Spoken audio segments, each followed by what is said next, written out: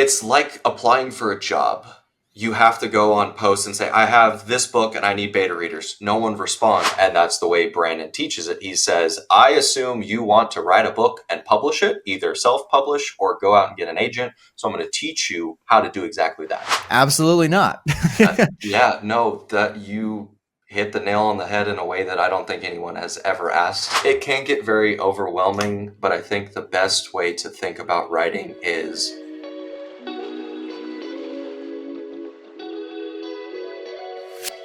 welcome to Next Chapter. I'm Marty. This is Jaden. We've got a special guest today. We're here with Ryan Skeffington, indie author of the book, The Lost Souls. Today, we're going to have a conversation with him and with you to find out how indie authors work, what it takes to be an indie author, what you have to do for that process and everything. Exactly. Yeah. If you're thinking about writing a book, this is the place to be. Obviously, a lot of these questions are sourced from people who are thinking about writing books, and we want to make sure we're sharing that content, that information. So leave a comment below if you have extra questions. Ryan is incredibly gracious and active on social media, so he will see those comments as well, and we can make sure to send them to him. So if you have a question for Ryan, please leave it below, and make sure, if you haven't already, check out Lost Souls. It is available basically everywhere books are sold, but mostly Amazon. So keep an eye out for that. And there will be a special announcement at the end of this video. We're excited to see some stuff that's in the works that is being announced. So stick with us. Ryan, welcome to the show. Thank you guys for having me. Very excited to be here and excited to dive into it. Love it. Let's start out with the banger for the first one. So we wanted to ask you, we were talking about this, what is the wildest thing you've done to get your book out there and promoted?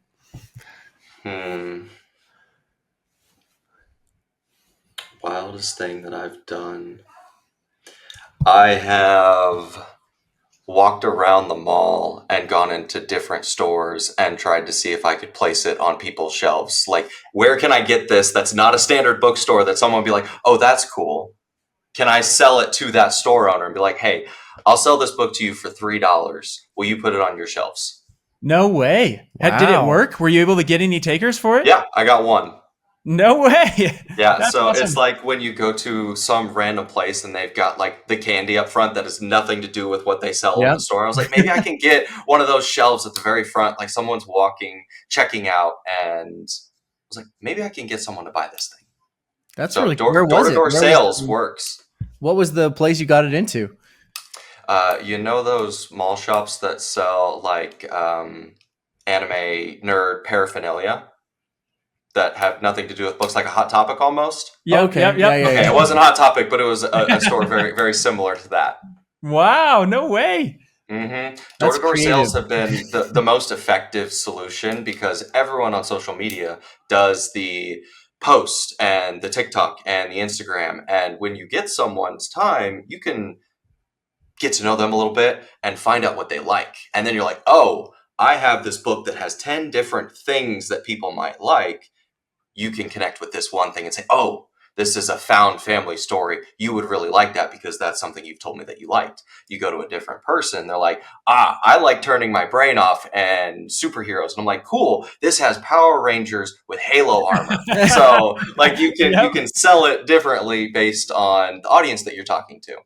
No way. Okay, so I'm blown away by this. I didn't even know, like, I didn't even consider door-to-door sales for books. So it sounds like you still do this. Do you do this for I other just places? go into random bookstores and be like, hey, I'm an indie author. Do you buy books? And they're like, we're a bookstore. We buy books. And I'm like, cool, here's 5. No way. That's awesome.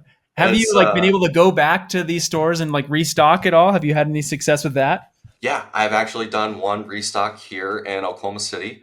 They started with 2 copies, and I was telling people, hey, go support a local bookstore. My book's there. I'm in the Oklahoma indie author section, and 2 copies sold, and I got a message. It's like, hey, can I get 5 more copies? And I was like, I only have 4. Will you accept that? And he was like, sure, bring them in. I was like, oh no, I should have had more inventory. That's really exciting. So I was wanting to ask about this as well, because I know with the transition to this new way of doing indie authorship with Amazon, and I can't remember what the name of it is called, but like basically on-demand printing. Is it ODP? Maybe but with that new model, do you feel like you don't have as much inventory or control of that inventory, or being able to because like you just said, someone asked for 5 and you're like, I don't have that. You got to order from Amazon. Is it better or is it worse? What is your experience with that? It makes it easier to start. You have Ingram Spark, which is a self-publishing platform that you can sign up and print to, and they'll sell your book to bookstores. So if you want to go on barnesandnoble.com, Ingram Spark carries my hardcover, which this is brand new. This is the first copy of the hardcover. There's only 2 in existence right now. One just went to my editor. No way. What you get on Amazon is the paperback, which is what you have right there. KDP makes it, sells it, and ships it all throughout the Amazon platform. But what I am hoping to do is this last year, I just said, hey, buy it on Amazon. I'm not going to touch inventory. I'm not even sure if I'm going to write a second book. I was writing a second book. I was like, I'm going to make sure I can get this done. I love that. And then later this month, or I guess we'll be live when this airs, I'll have my own personal website where you can buy my signed hardcover copies. And for the month of March and April, all proceeds will be donated to Oklahoma Education. So very just cool. A way to spruce up some sales, but also do a good thing and have all the proceeds go to a good cause. So I'm stepping into that. I'm probably going to need to buy 200 to 250 books and have inventory so that I can ship them out when the orders come in. Very interesting. So if you heard that and you're interested, the link will be in the description. So scroll down past the like button. It's right there to the new website. If you're interested in a signed or a hardcover copy, that's going to be the place to get them. And I want to ask you about that hardcover. I saw that there was a little bit of a change on there. Is there a quote on the side there that I noticed? So let's talk about the beauty of self-publishing. I have edited that book 7 times since I published it. Since it launched. Is it a different version than what we've got here? It's the same version that you have, except like page 39 doesn't have a letter A. It's like go to blah, and it's missing a letter. I'm making up page 39. But later in the story, maybe page 189 or something, there's a strike through. Like I didn't delete a word. And so for 100 sales, there's a typo, there's a missing letter, and a strike through. So I've gone and edited it. And another thing, the indentation on your copy is like a 1/2 inch. I just changed it to a 1/4 inch because it's a freaking huge indentation, I was told. They're like, I didn't even know you could change the indentation. And then another one was someone told me, you don't indent the first sentence of the first paragraph of a scene. And I think I did that on release. I was like, the very first sentence is indented all throughout the book. So I changed that. And then I changed the font. And the scene markers in that book are just like an M dash. Well, in book 2, I found an infinity sign because it's infinite existence. So I changed it in book 1. So now book 1 has all of these quality of life updates. Okay. Way cool. So is it just more of these quality of life updates that have been made, or are there any story changes? There hasn't been any story changes, and that's something I want to try and avoid. Of course. But for this is spoiler, 3 years from now when I publish the 3rd one, I'm going to do a special edition hardcover omnibus all Zach Argyle's Threadlight. So something like that. And I'll probably go back and do a whole nother editing pass on Lost Souls just to spruce it up, because the skill set you get from writing the first book makes you so much better of a writer on book 2. Yeah. Yes. And I'm so curious to know, let's jump right into that then. So what was your experience of writing the second book after writing a first book? So Lost Souls, I'm assuming, is the very first book you've ever written. It's the first piece of fiction or creative writing I've ever done in my life. Wow. So the first time I drafted Lost Souls, I had first person, third person, present tense, past tense, omniscient viewpoint, limited viewpoint. I was all over the place. All over the place. Duck dodging, zip zagging. And my first beta reader, he was like, hey, you need to go learn how to do this. Okay, cool. I was learning how to do plot by watching Brandon Sanderson's lectures, and so now I needed to learn how to write. And so I drafted Lost Souls 12 times. I didn't rewrite it, but I went through and changed all of the tenses and everything 12 times. And then I got a beta reader, I got an editor, and then I published it. Wow. So the book was fully written like all the way, and then you had to go back and change it up 12 times. Yeah, I read Lost Souls 12 times, every time trying to make every sentence better. And if I needed an extra paragraph, I'd add a paragraph. If I needed to move one, I'd move one. Does that get exhausting to read your own reading? I'm so tired right now. That's why you haven't read it since. Well, yeah. I'm exhausted rereading my own text messages to like, okay, like does this look good before I go off? So I can imagine a book. Mm-hmm. And so I can do that because I am pantser versus planner is the typical phrase that people write. I came up with my own thing after listening to many interviews and YouTube channels is I am a structural engineer who drafts with just as little as possible and gets the skeleton of the story. And then I go and do interior design over and over and over and over again. So you build the structure of what you want it to be, and that's never going to change. But if you want a different facade on a building or glass here and there, you can make big sweeping changes after you've already started the story. And then when you get into the individual room, you're like, oh, paint color, flooring, nothing about the story changes, but you make it so much better and more detailed and rich and environmental. That's the type of writer I am. I just watched a interview with Rockio. He says he overwrites. Shadows Upon Time is like 350,000 words, and he's hoping to cut 75,000 words out of it. He overwrites and then trims back. Yeah. I mean, it's not a bad strategy, but it also sounds like a ton of work. I feel like all the authors I've talked to have said, like, I have to hit this word count. So I'm setting this goal per day. So I write. So I get myself in, like, I can't imagine being like, I'm just going to overshoot by 30% and then come back to it. It just seems like it'd be an even harder way to get through. But such is the writing process sometimes. Very cool.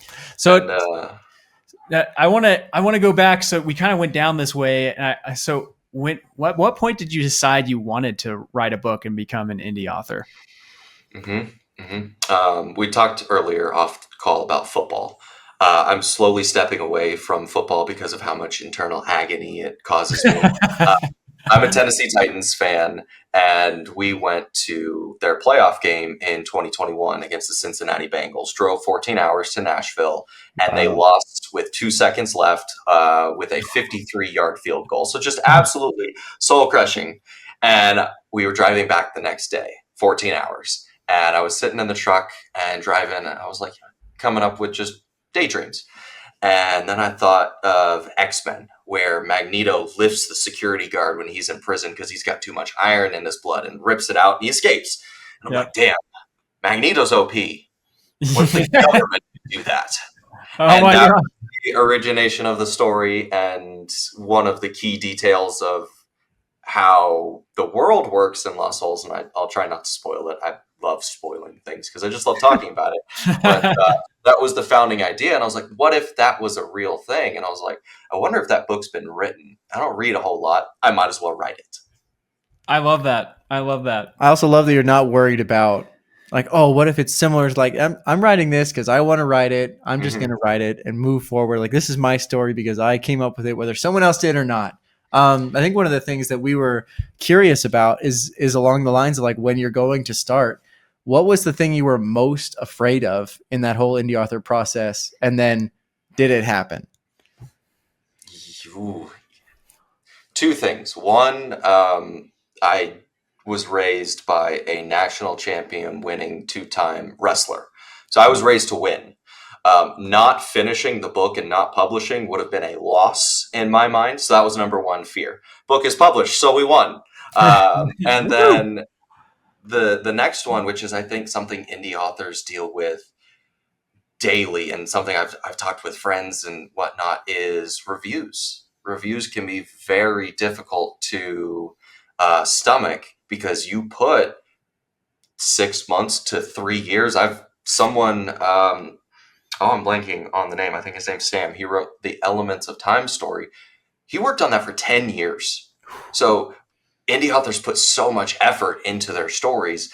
And when someone gives you a 2-star review, and this is my favorite review of all time that Lost Souls has gotten, and they say, this book is the equivalent of a Kyle. I'm like, right in the heart. I don't know what that means, and it's it's one of my favorite reviews. But when you get a bad review, that hurts, and you just have to emotionally deal with that, sit with it, develop a little bit of a thick skin, because it's not your story anymore. It's their story through the way that they read it. That's interesting. It's a very important point to make, for sure. I know. I think I've even heard Sanderson. Did you get that from Sanderson? I think so. Yeah, I get 99% of what I do when writing from Sanderson, and then 1% from BookTube.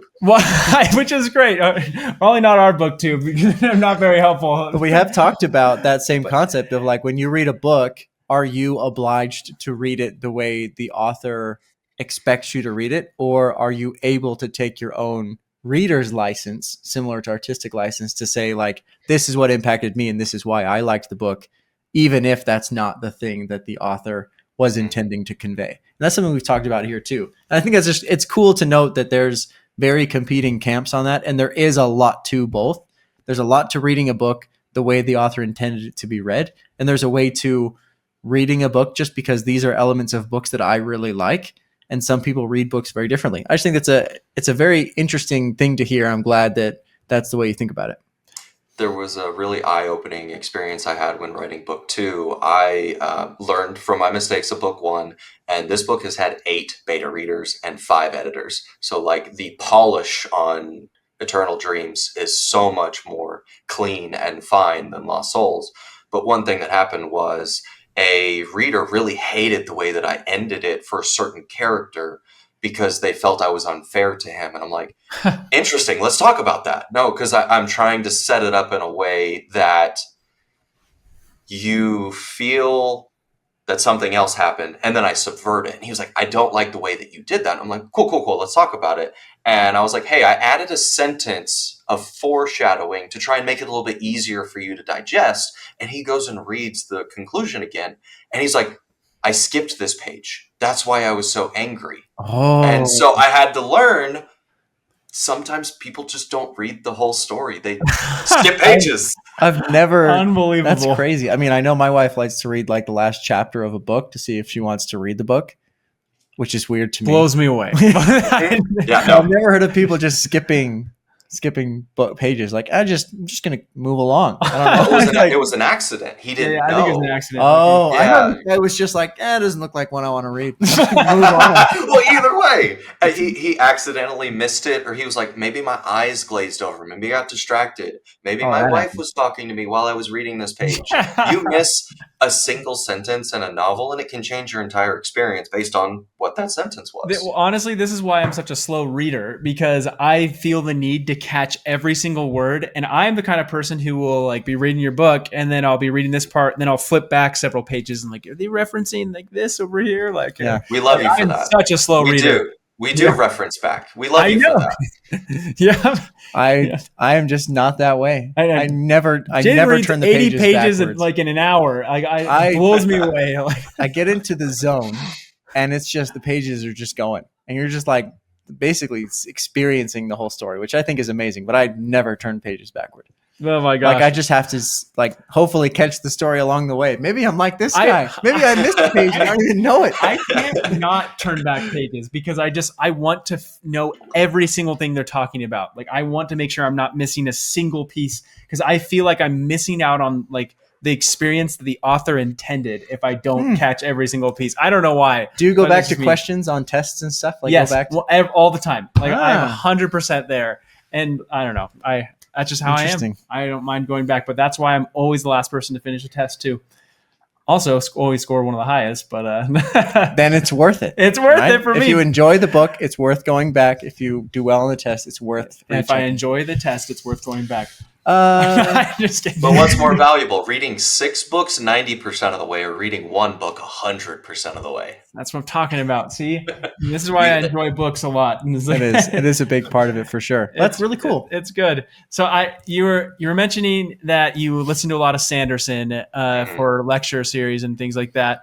What would you recommend to people who are wanting to write a book for their first time? Or is that lecture series the best place to start? And there are other resources as well? For me, it was a wonderful introduction.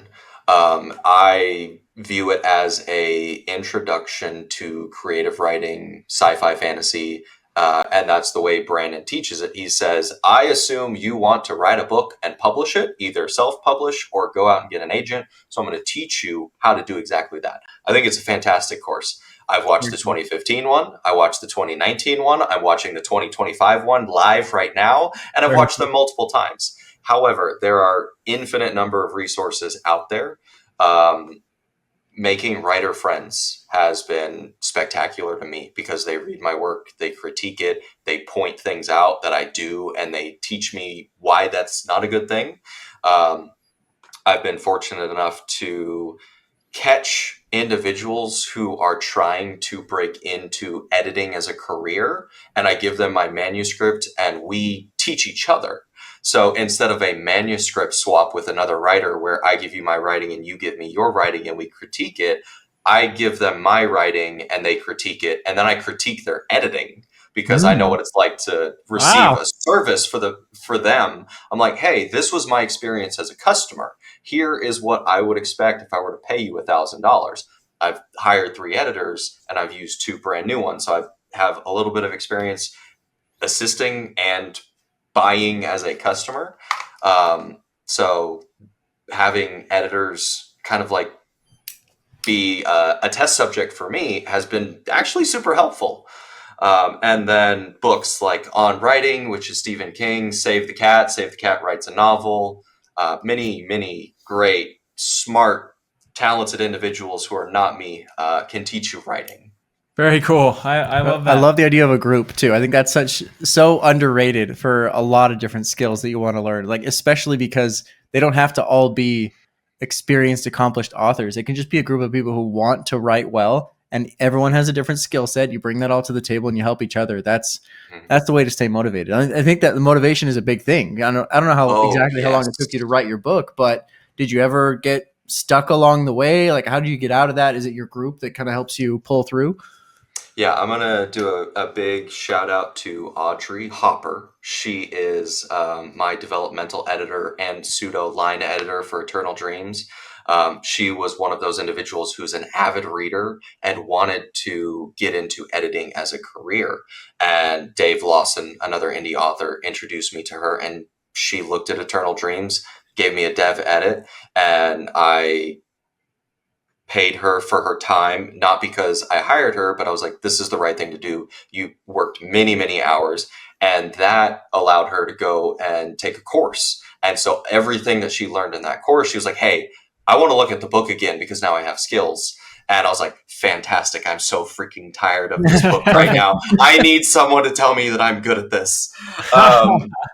But back with writing groups, like you said, or having an editor, the act of saying this sentence is awesome is just like, oh man, it's all worth it when you write like a banger sentence out of 100,000 words. You're like, yep, I can do this for years. But then you write 5,000 words and they're like, this whole scene needs to be rewritten, and you're just like, So having friends, having teammates, it really is a team sport. You don't just write a book and do it yourself because you're so close to it. You can't tell when you're writing things out of order. If you're writing a scene and it goes action beat 1, action beat 2, action beat 3, action beat 4, and you put it in 1, 4, 3, 2, and you're like, yep, this is exactly what I meant to write.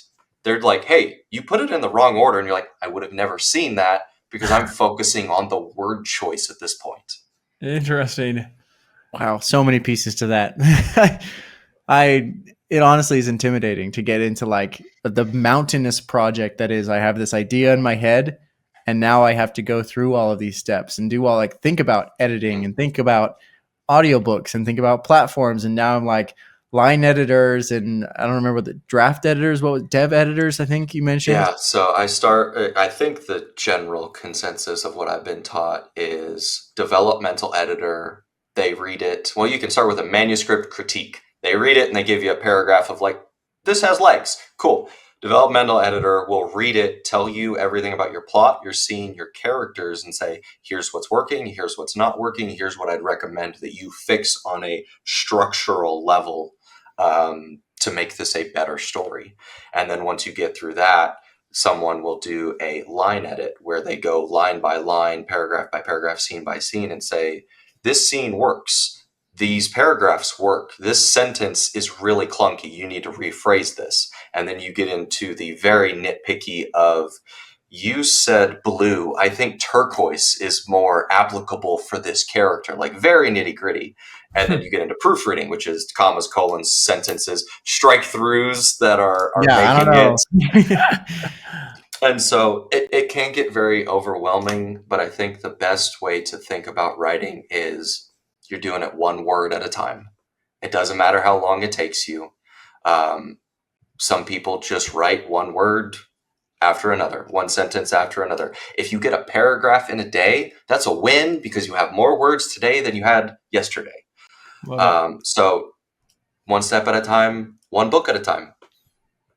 I love that. You keep mentioning your editors and everything. So how did you find your first editor to be when you first wrote your first book? Because when I think about writing a book, like I don't even know who I'd go to for finding an editor. So I would recommend people, if they want to write a book, get active in Book Talk, BookTube, Bookstagram, and meet other indie authors because they have all of these resources that they've curated over the years that they can introduce you to.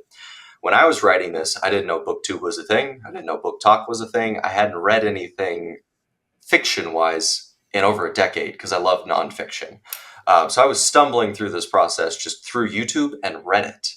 I found Reddit /r/beta readers. And so I got a couple through there. Met one of my trial, like, hey, I want to go be an editor. I'm taking 3 manuscripts. I'm like, me. That's the wrong way to do it. Don't do that. Make friends. They can point you in the right direction. And just by the sake of, I stumbled through it for 2 years. If you wanted to write a book, I could give you a 4-page summary of everything that I learned in 2 years that would save you all that time. Really? So why not the Reddit path then? It's like applying for a job. You have to go on posts and say, I have this book and I need beta readers. No one responds. So you go to a thread of people saying, oh, I can beta read. And you're like, hi, I have this book. It's this. It's 97,000 words. It's sci-fi. It's got these characters. It's got these trigger warnings. Will you please look at it? And they might not ever get back to you.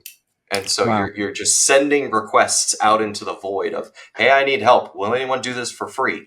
I don't have any money. I've never done this before. So having friends, so much easier. Go the network it's who you know. Yeah. Mm-hmm. Okay. That's great advice for a job search too. That's very apt comparison, I would say. I love that. I think bringing a book out. Obviously, let's maybe cast back to release day when you launched it on Amazon. Mm-hmm. You said you've gone kind of the PR tour, right, of BookTube and Book Talk, and jumped on with a lot of different really exciting people and conversations. What would you say, looking back now and looking forward to book 2, what are your kind of maybe top 3 tips for someone who's about to launch a book and they're thinking, well, crap, now I need to think about marketing? Absolutely. So here is what I did wrong and here's what I learned book 1 to book 2. Book 1, I wrote the book and I published it and said, hey, everyone, I wrote a book. Because when I worked on my startup, I was trying to sell a product that didn't yet exist and it felt scummy. However, books are a little bit different because they know the product's coming, you're building hype. And so there's 2 things that I think you should do. One is cover reveal. People love cover reveals. It's something I didn't know was a thing, but people love getting in on the seeing new and unique art and building the anticipation for the story to come. And then ARC readers, which is advanced reader copy. You get the story before it publishes in exchange for a review. That is the the subtle request of, hey, I want people to read this. I would be very appreciative if you left a review. It's not a requirement to read it, but that's the subtle ask of an ARC reader, ARC reviewer. And then number 3, bonus of what I did after I published and what I'm doing now, kind of like what we're doing right now, is talk to booktubers and bookstagrammers and book talkers and say, hey, I wrote a book.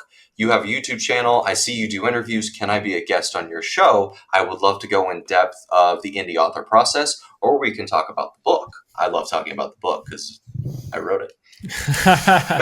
Imagine, I love that. That's awesome.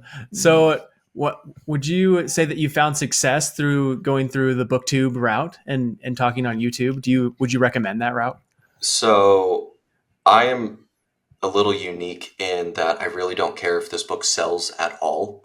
I have made so many friends on BookTube and Bookstagram and all that it has paid off emotionally in dividends that I never thought I would receive.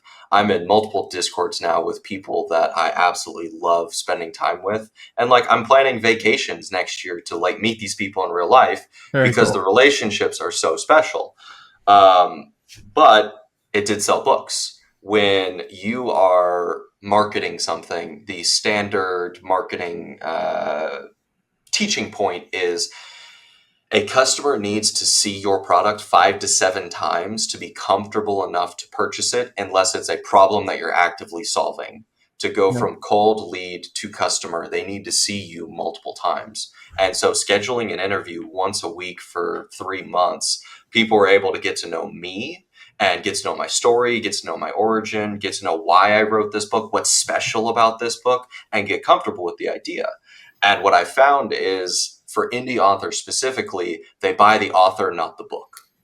People don't buy Lost Souls because I am a Patrick Rothfuss level writer. It's because they know that this book has deep ties to Gladiator, and Deep Blue by Parkway Drive. So people who connect with that foundational story become customers, but more like friends. Very cool. That's really, really cool. Yeah, I was wondering about that. So you would recommend then going through the BookTube route then, because you feel like it's worked out well. That's awesome. Would do it 4 months before you publish. So the timing matters a lot. So yeah. Mm-hmm. And probably with the ARC readers, right? I'm sure a lot of the booktubers are very active ARC readers. Absolutely. And I guess kind of along that same vein of question is, how do you get people that you don't know to care about your books without having the backing of a big publisher behind you? You tell a compelling story. You give them a reason to care. I wrote this book because my dad passed away and I didn't know how to deal with my feelings. That's why I wrote this book. And you probably saw that or read that in chapter 6 and 7. There's a lot of deep feelings in those chapters because they were essentially just journal entries I self-inserted in those chapters, and everything outside of the story is, how can I create such a level of abstraction that it's not a self-insert story anymore. Very cool. Very cool. And that helps you get a lot more heart into the story, right? It makes it feel more real too.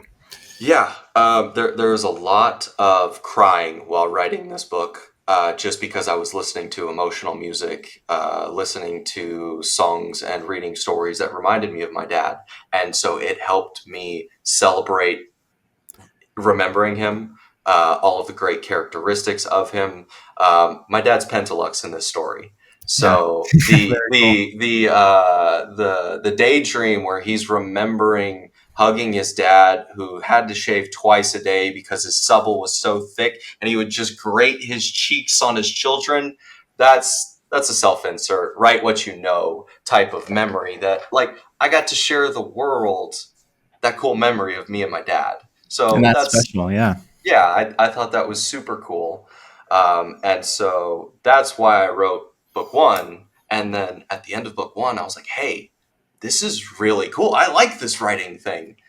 And that's when I wrote Kana. She wasn't a POV character the first draft.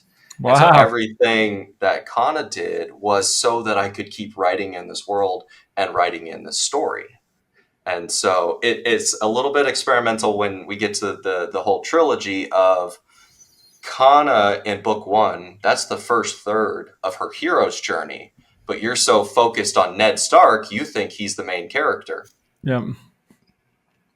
Oh man, that's really well. Cool. I like the emotional part of it, and I think that, like you said, write what you know, put that feeling and passion into it. How does that affect the editing process, though? Like, did an editor ever like, oh yeah, that part about the stubble on the cheek, you're gonna throw that out? You're just like, absolutely not. Yeah, no, that you hit the nail on the head in a way that I don't think anyone has ever asked. In chapter 7, when this is slight spoilers, everyone, just letting you know, when Max stumbles into the office, there is a emotional reaction. The editor I hired worked with, they said, this isn't real. No one reacts this way. Delete this. And I'm like, well, damn, that's exactly how I felt. So like, that's person. not changing. Yeah. And so that was actually a moment where I was like, okay, I need to quit. Wow. My emotion is getting so deep and interwoven and rooted in the story that someone who focuses on books says, this is not an element that is worth keeping in the story. It's so unrealistic. And I'm like, that's my reality. So if I can't separate those two things, is this where I pause? And that's when I built the ability to say, no, I'm going to stand up for myself. I believe in that feeling. I want other people to know that this is something I went through. If you went through it, that's okay to feel that way too. Yeah, I really love that. I think that's a really appropriate way to do things too, because I mean, books are a good way of sharing things, teaching about the world as well. Jade and I constantly say it in our reviews, is that the books, even the fictional books, will teach you a lot about the world, like that you wouldn't have thought that you would learn like that outside of a nonfiction book, you know? There's lots of things you can learn. And I like that process of the editing process. I have edited quite a few things over the course of, my life. That's just something that I tend to do, like redlining and going through like grammar and structure and things as I'm reading. So sometimes that's difficult, but it's a reminder that like these editors you're sending your book to, they're not famous authors, they're editors, and their opinions are great, but they're not writing your book, they're editing it. And there's always going to be an element of, I'm putting forth my edits to you, and like, here's all my red lines, and take it or leave it. It's like, this is hopefully helpful to you. This is what I thought when I read your book. Like, this is what I would cross out. This is what I would remove. And hopefully a professional editor is going to take that from a perspective of like, here are my critiques. You can take them if you would like to bring your book up to the level that I think it could be at. If not, or if you have a specific reason why not to, you can do whatever you want because you are the author. And I guess that's a difficult relationship at times between an editor and an author, but that is the process of indie authorship. Yeah, and one thing, speaking about standing up for yourself in the editing process, was there's two types of edits that I found, and I like one versus the other. One type of edit that I think most people get is they take their full manuscript, they send it away, and they leave for like a month and a half. They let the editor do the thing, and they get a document back full of red lines. And then they go line by line and say, okay, I like this, I don't like this, I don't like this. I hate that. I just sit with curdling anxiety of like, are they going to hate it? What did they say? What I found that I really like is we put it on Google Docs, we put it on OneDrive, and I follow them as they edit. We do it live. Wow. And so when they say, this doesn't work, this sentence doesn't work, and I'm like, that's really interesting, I'll go and do a comment and say, hey, can you expand upon this? Tell me what you're thinking. Why are you doing this? Teach me what's in your brain so I can learn.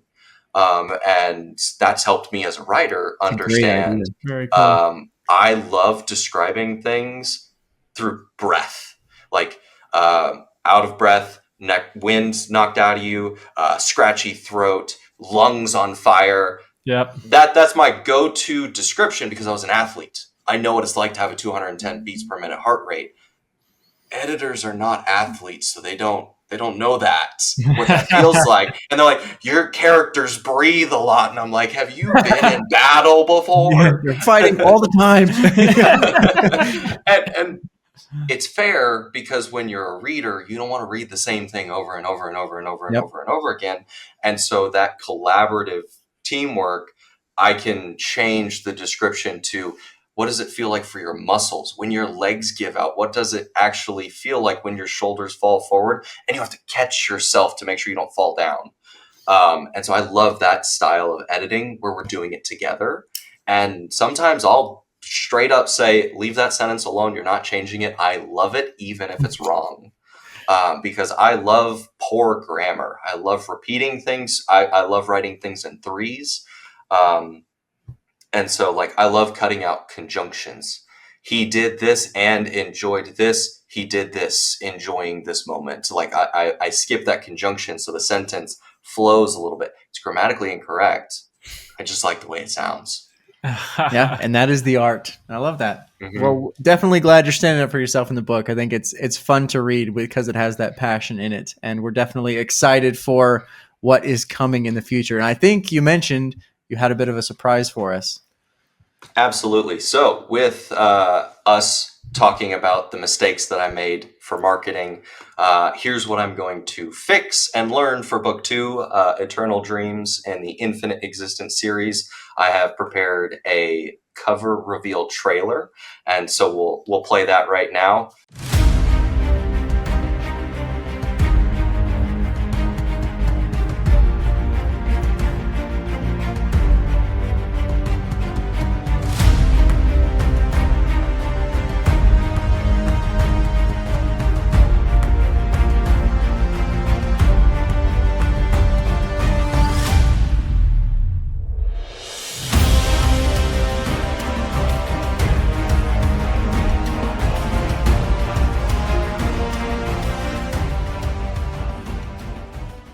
Wow, that is super cool. I am really impressed with that. Now, so I have to say, I was blown away. This is the first thing I noticed. So of this Lost Souls book, I actually love the cover of this. I love seeing how like things go from the front to the back and things like that. It's just really cool. It brings you into the world. And my son, he's 4 years old. Whenever he sees this book on my dresser, he's like, Dad, like, I want to read that book. And I'm like, you're not old enough yet, but maybe when you're 15. Yeah, maybe when you're older. But he thinks it looks awesome, and it's because it's like this artwork is incredible. I'm just blown away. Well, it looks like this book even continues into like the dust cover, like into the inside flap. Yeah, so that is something you learn about indie publishing. So let me pull up my graphic design tool that I learned in my startup, Figma. And this is the dimensions for the Amazon paperback. Oh. The Amazon paperback does not scale to the Ingram Spark hardcover.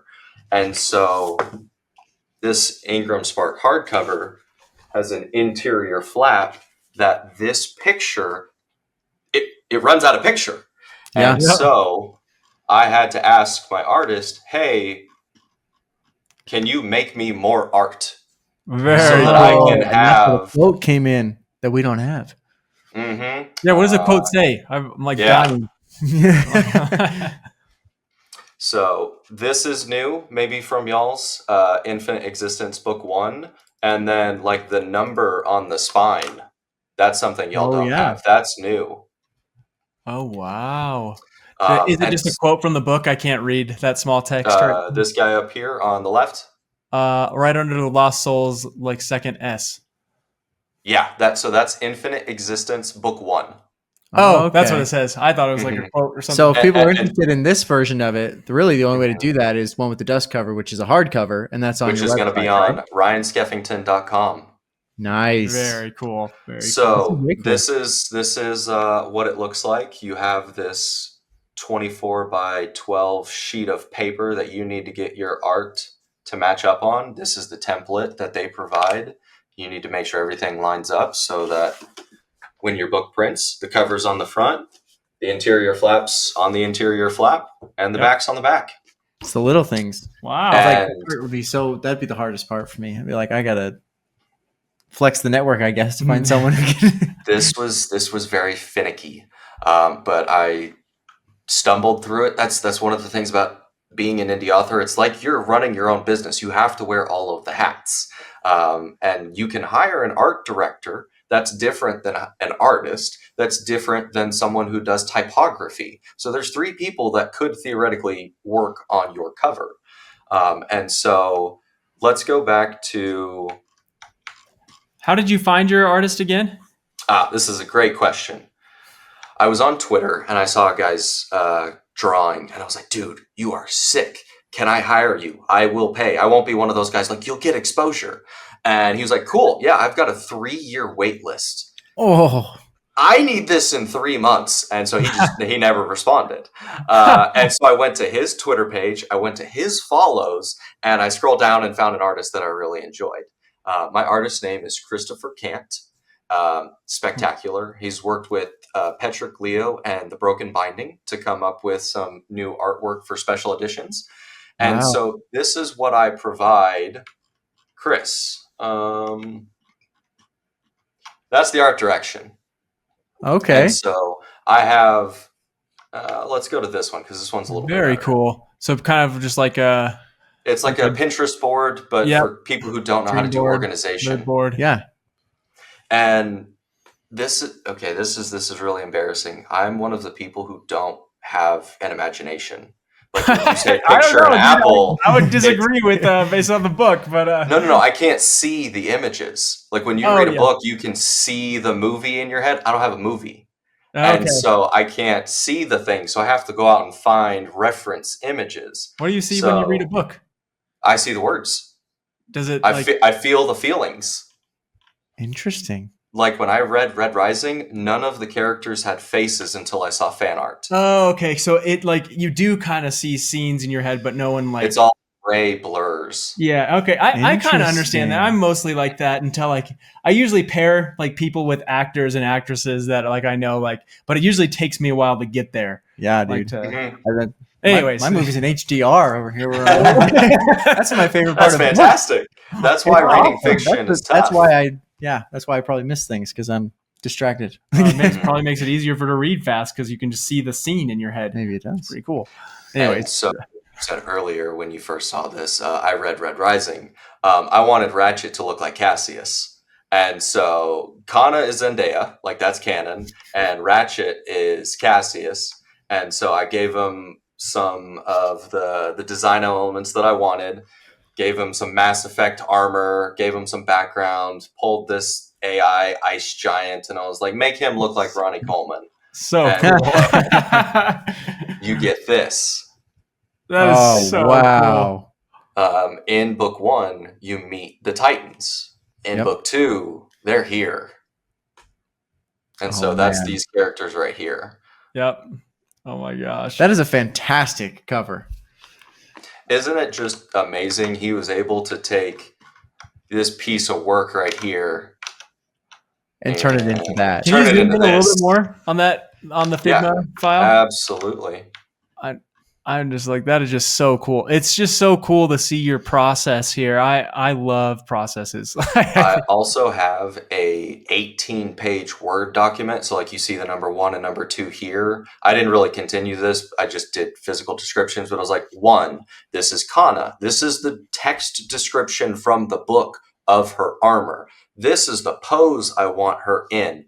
The sword should be in the other hand, and it should be a golden trident, which maybe you remember. Is relevant.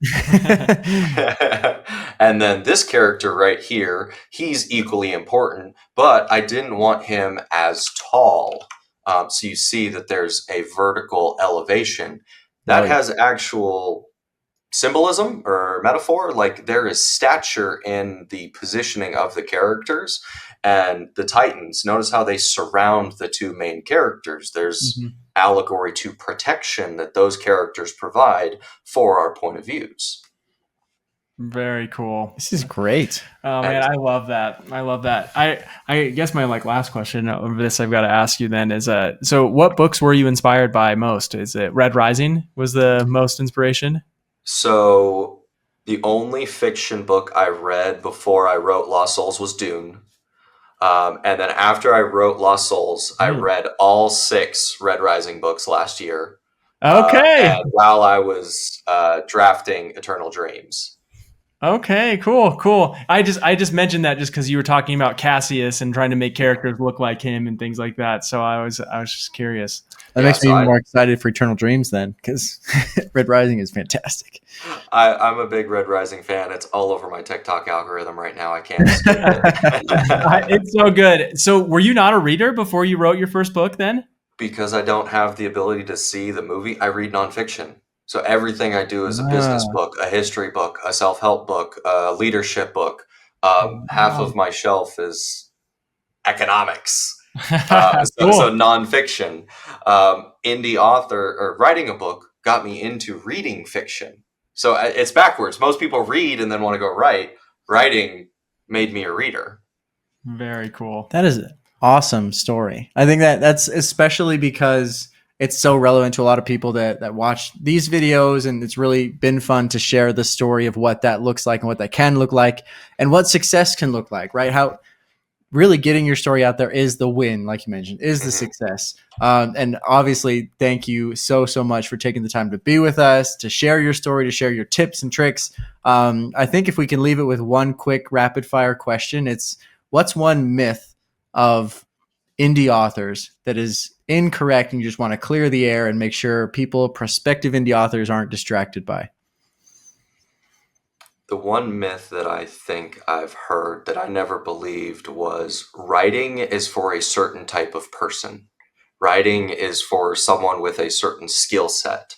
Writing is for someone who is extremely well read. Having those skill sets and being well read will make the process easier, but everyone can write. Absolutely love that. That's love fantastic. That. And it's a great way to let the audience know that if you've got that idea, first of all, we want to hear the ideas. So and it works in the comments, but yeah, well, it works really well too with your story and everything too, because that's exactly how you came from, and that's what I've always assumed as well. You've got to read the good stuff to know what people are interested in, but like you're a great example of someone who did it almost the opposite direction, which is crazy, which is really, really cool. So that's awesome. Again, we really appreciate having you on here. Where can people find more of your stuff in the future? Where's the best place to follow you and find your work? I would love to point people to my brand new website, ryanskeffington.com, where you can pre-order the hardcover signed edition of Eternal Dreams with the brand new hardcover Lost Souls. All proceeds will be going to a charity until the month of May. After that, on social media, I am at Ryan Skeff on Twitter, Instagram, TikTok, Blue Sky, anything that's got a handle. It's at Ryan Skeff. Love it. And I hang out in Discord all the time. So if you're part of a book Discord, I'm typically there. And I'm always in the comment section on YouTube channels. So if you got a question, drop them down below and I'll be there. Perfect. Fantastic. Thank you again for joining us. We really appreciate it. And with that, we will see everyone in the next chapter.